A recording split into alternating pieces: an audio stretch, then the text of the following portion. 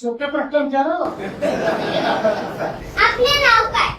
माझं नाव देवेंद्र सरिता देवादाराव फडणवीस. सर, आपल्या प्रवासाची सुरुवात कशी झाली?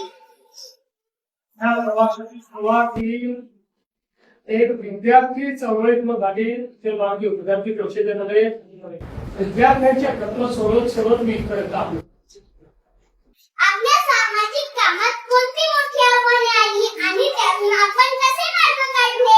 कुठल्याही सामाजिक कोणात आव्हान असतातच. जेव्हा तुम्ही समाजात आता काहीतरी करायचं असतं त्यावेळी प्रत्येक ठिकाणी ती व्यवस्था असते ती आपल्याला बदलावी लागते.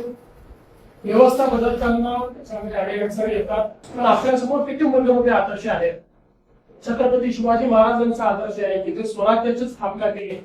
त्यांना स्वराज्याची स्थापना करताना मुलाची लढावं लागलं, काही तुम्हाला स्वकीयाची लढावं लागलं, पण त्यांनी त्या आव्हानांचा सामना करून व्यवस्था उभी केली. आपल्या समोर भारतरत्न डॉक्टर बाबासाहेब आंबेडकरांचा आदेश आहे. चांगलं काम जर आपण केलं तर चांगल्या कामामध्ये आपण यशस्वीच होतो, कधी अयशस्वी होतो. ओके. आपल्या कारकिर्दीतला असा कोणता अनुभव आहे जो आजही लक्षात आहे आणि प्रेरणा देतो? असे खूप अनुभव आहे, पण आजचा अनुभव जास्त लक्षात राहील. तू घेतलेली मुला आजच्या डिजिटल युगात आपण शिक्षण क्षेत्रात कोणते बदल करू इच्छिता? मला असं वाटतं की डिजिटल शिक्षण खूप महत्वाचं आहे.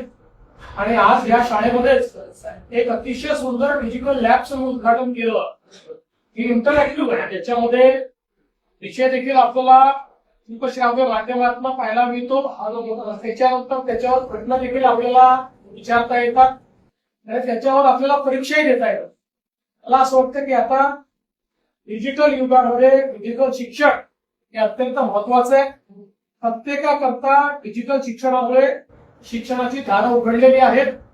जगातली कुठली गोष्ट ही आता आपल्याला शिकता येते. त्यामुळे मला असं वाटतं की आपल्या शाळेतल्या आता जे डिजिटल लॅब आहे तुमच्यापैकी प्रत्येकाने त्या डिजिटल लॅब मध्ये जाऊन डिजिटल शिक्षण घ्यायचं. थँक्यू सर, तुमचा मौल्यवान वेळ दिल्याबद्दल.